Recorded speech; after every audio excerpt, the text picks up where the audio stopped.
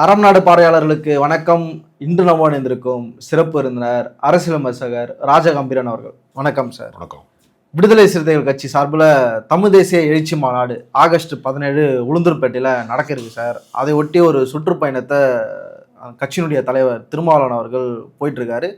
எல்லா கூட்டத்திலையும் சில விஷயங்களை அவர் கட்சிக்காரரிடத்துல தெளிவுபடுத்துறாரு. அவங்க ரிசல்ட் வந்த மறுநாளே அதிமுக திமுகவும் பேச்சுவார்த்தை நடத்துறது சரியா, நம்ம தமிழக வெற்றி கழகத்தோட கூட்டணி போனதை விமர்சனம் பண்றாங்க, மாத்தி மாத்தி பேசுறாரு திருமாவளவன், முரண்களின் மூட்டையாக மாறிவிட்டார்லாம் கூட வீடியோ போட்டுட்டு இருக்காங்க. குறிப்பா சொல்லணும்னா சீமானோடு அவங்க கொஞ்சம் கொலாவிட்டு இருக்காங்க. சீமான்ற பேரை அவர் குறிப்பிடல, பட் நீங்க மட்டும் கொஞ்சம் கொலாவலாமா அப்படின்ற கேள்வி முன்வைக்கிறாரு. அவர்கள் பண்ணா சரி, ஏன் திருமாவளவன் பண்ணா தவறு அப்படின்ற விமர்சனங்கள் எழும்புது சார். திராவிட இயக்கம் குறித்து அல்லது திமுக குறித்து விமர்சனத்தை முன்வைப்பது அப்படிங்கிறது ஜனநாயகத்தினுடைய மாண்பு தான். விமர்சிக்கப்பட வேண்டும். யாராக இருந்தாலும், எந்த கட்சியாக இருந்தாலும், அதிகாரத்தின் உச்சாணியிலே இருந்தாலும் சரி, அதிகாரத்தினுடைய அடித்தட்டில் இருந்தாலும் சரி, யாராக இருந்தாலும் அவர்கள் விமர்சனத்துக்குரியவர். பொது வாழ்க்கை என்பது விமர்சனம் சார்ந்தது. ஆனால் சீமான் போன்றவர்கள் திராவிட இயக்கத்தினுடைய நிர்வாக தவறுகளை, இப்போ ஒரு ரோடு போடாமலே ரோடு போட்டதா பில்லு போட்டான்னா அது நிர்வாக தவறு. அது கருத்தியல் தவறா? அது தந்தை பெரியார் மீதான தவறா? பேரறிஞர் அண்ணா செய்த தவறா? அது ஒரு கட்சிக்காரன் கான்ட்ராக்ட்ல முறையீடு செய்யறான், சம்பாதிக்கிறான், கோடிக்கணக்கில் அடிச்சிட்டான் அப்படின்னு ஒரு பஞ்சாயத்து வருதுன்னா அது நிர்வாக சீர்கேடு. அதுக்கும் அந்த கட்சியினுடைய கருத்தியலுக்கு ஏதாவது சம்பந்தம் இருக்கா? இல்லை, அதுக்கு சம்பந்தம் கிடையாது. இப்போ எல்லா சமூகத்திலையுமே சமூக விரோதிகள் இருக்கான், கேடுகட்டவே இருப்பான், வன்முறையாளர் இருப்பான், ரவுடிஸ் இருப்பான். அதுதான் அந்த சமூகத்தின் அடையாளமான இல்லை, அது கிடையாது. இப்போ நீங்கள் இஸ்லாமிய கோட்பாடு தனி, இஸ்லாமிய சமூகத்தில் இருக்கக்கூடிய ஒரு தனிப்பட்ட சில வன்முறையாளர்கள் அப்படின்னு நீங்கள் எல்லா சமூகத்திலையுமே பிரித்து பார்க்கணுமே தவிர, ஒட்டுமொத்தமாக இஸ்லாமிய தீவிரவாதிங்கிறான் பாருங்க. அதில் என்ன ஒரு அவன் அறியாமல் ஒன்று பரப்புறான்னா இஸ்லாமியர் பூராமே தீவிரவாதி தான் அப்படி சொல்றதுக்கு அவன் மறைமுகமாக ஒரு உரையாடலை கிரியேட் பண்ணுவான். இது மாதிரி என்ன செய்யறதுன்னா ஒரு வெறுப்பு அரசியலை கட்டமைப்பதில் சீமான் போன்றவர்கள்லாம் என்ன பண்ணிட்டாங்கன்னா ஏறத்தாழ திராவிட வெறுப்பை தொடர்ந்து உமிழ்ந்து கொண்டே இருக்கிறாங்க. பாஜக கழகங்கள் இல்லாத தமிழ்நாடு என்று சொல்வதை, நீ பெரியார் பிறந்த ஊரில் நான் போட்டிக்கிறேன்டா, நான் என்ன செய்கிறேன் பாடுறா, உங்கள் பகுத்தறிவை என்னடா அவர் கிழிச்சாரு அப்படின்னு தரக்குறைவான விமர்சனம், ஆபாசமான விமர்சனம், பெண்கள் குறித்த இழிவான விமர்சனம், இப்படியெல்லாம் பேசின சீமானுடைய ஆபாசமான கேவலமான அணுகுமுறை இருக்குல்ல, அது குறித்து விமர்சனத்தை திருமாவளவன் இப்போது வைக்கிறார்ல. இதற்கு முன்பே இந்த விமர்சனத்தை யார் வச்சா?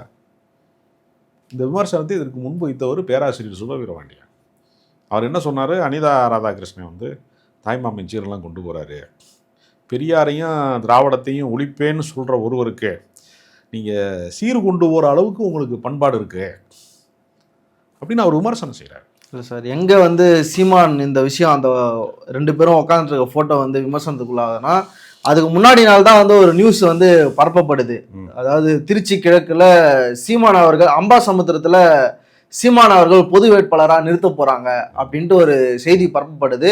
அதனாலதான் இந்த விமர்சனம். இல்லை, நீங்க திமுகவை கடுமையாக விமர்சித்து கொண்டு திமுக சார்ந்த விஷயங்கள்ல போய் ஏதாவது ஒரு பொது விழாக்கள்ல பங்கேற்று சீமான் போய் பார்க்கறது அப்படிங்கிறது இது முதல் முறை அல்ல.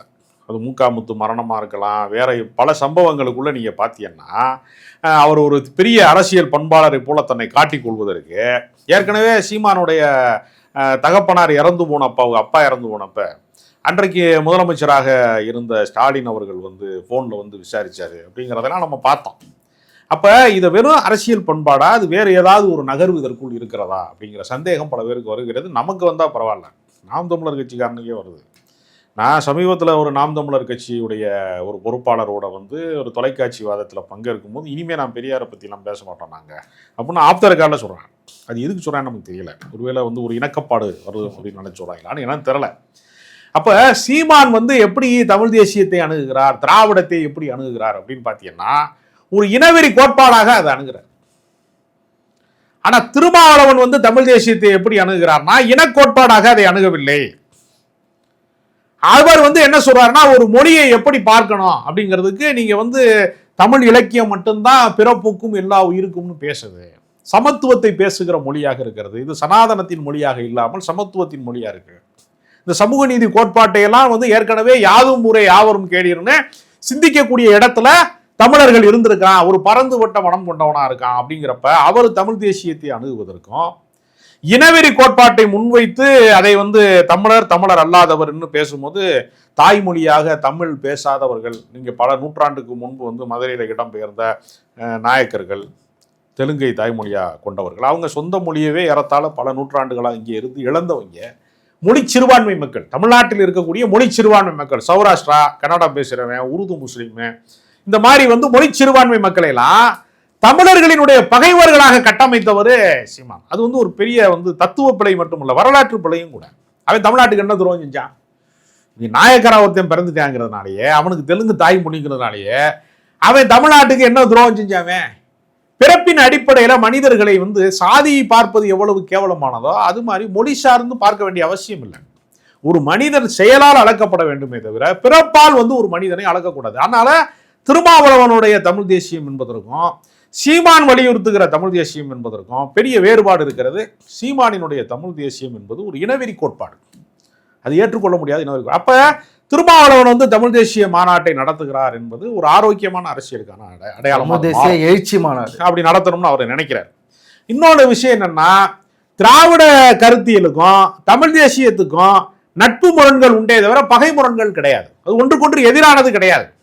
நீங்க தாய்மொழி காக்கிற போர்ல அன்றைக்கு வந்து இந்தி மொழியை எதிர்த்து போராடியவர்கள் எல்லாருமே நீங்க பாத்தீங்கன்னா முழுக்க முழுக்க திராவிட இயக்கத்தை சார்ந்தவர்கள். அவர் தான் உயிர் நீத்திருக்காங்க, அவங்க தான் இந்தியை தமிழ்நாட்டுக்குள் அனுமதிக்காமல் இருந்திருக்கிறாங்க. அந்த இந்தி எதிர்ப்பு ஆதிக்க போரில் அன்றைக்கு வந்து சிறை சென்றவர்கள் மொழிப்போர் தியாகிகள்னு உண்டு. எப்படி சுதந்திர போராட்ட தியாகிகளா அது மாதிரி மொழிப்போர் தியாகிகள்னே உண்டு. அவங்களுக்கு பென்ஷனை கூட தமிழ்நாடு அரசு வழங்கி இருக்கிறது, ஓய்வூதியம் கூட வழங்கி இருக்கிறது. அப்ப திராவிட இயக்கம் என்பது அந்த மொழி காக்கிற போரிலே இருந்திருக்கிறது. தமிழ் தேசியம் என்பது அதைத்தான் வந்து உலகம் முழுக்க தமிழர்களினுடைய தத்துவத்தை உலகம் முழுக்க சொல்ல வேண்டும் என்று சொல்லுகிறது. அதனால திருமாவளவன் அந்த ஒரு முன்னெடுப்பை தன்னுடைய பிறந்த நாள் என்பதை தனிநபர் புகழ்ச்சிக்கான மாநாடாக அல்லாமல் ஒரு தமிழ் தேசிய மாநாடாக கொண்டு செல்ல வேண்டும் அப்படின்னு அவர் நினைக்கிறாரு. அது வந்து வரவேற்கத்தக்கது.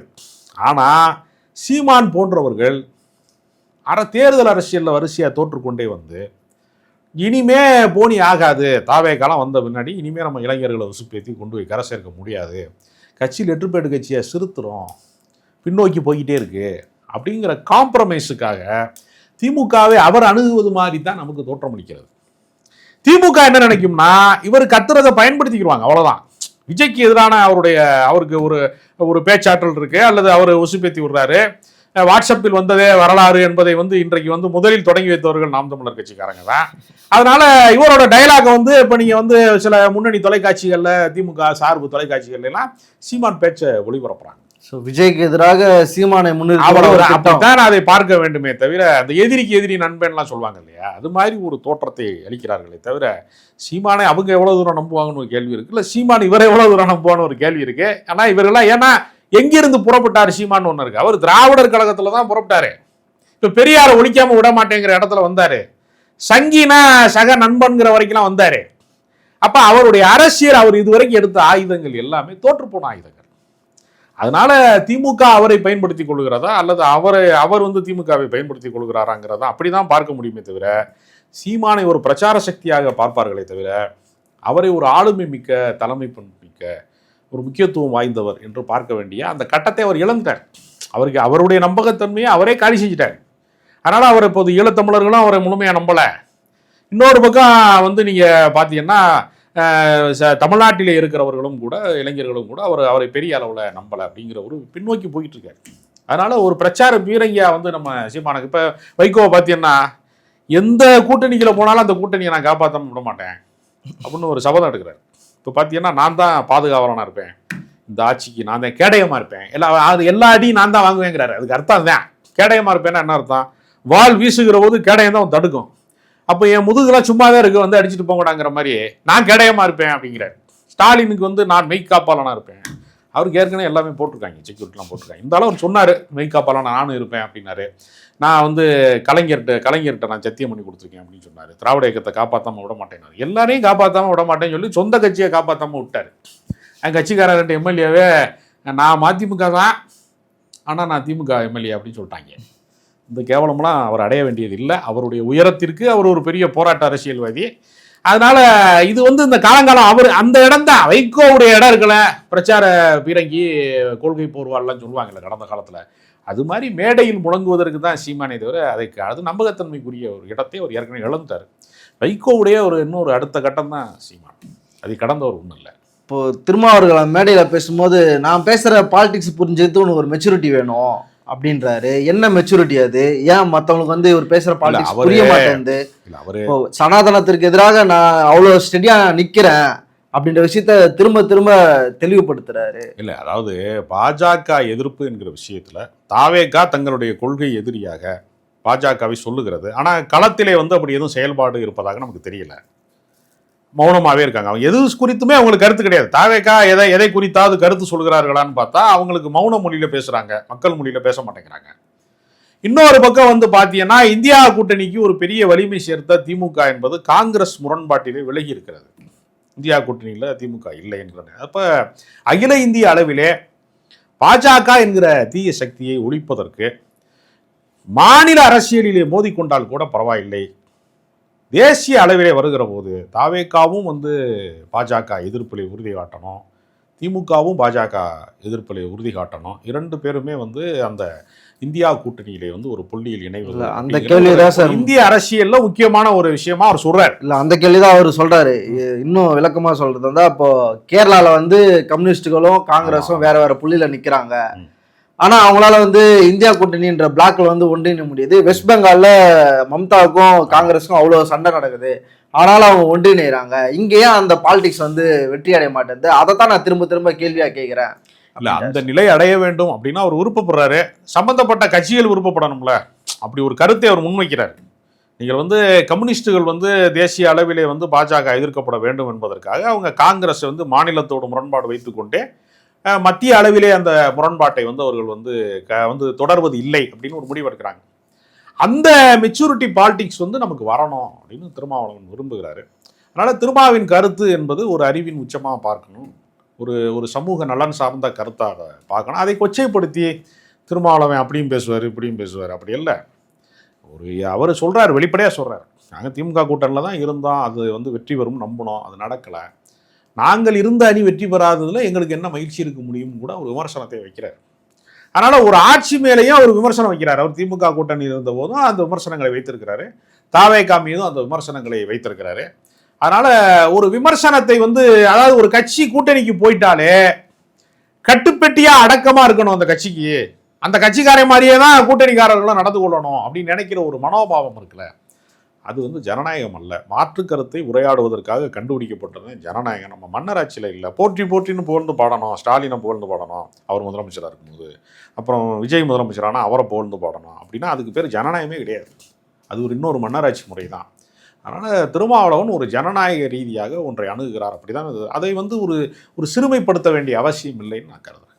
அரவிந்தருக்கு வந்து பல தளம் நினைக்கிறோம். நன்றி சார்.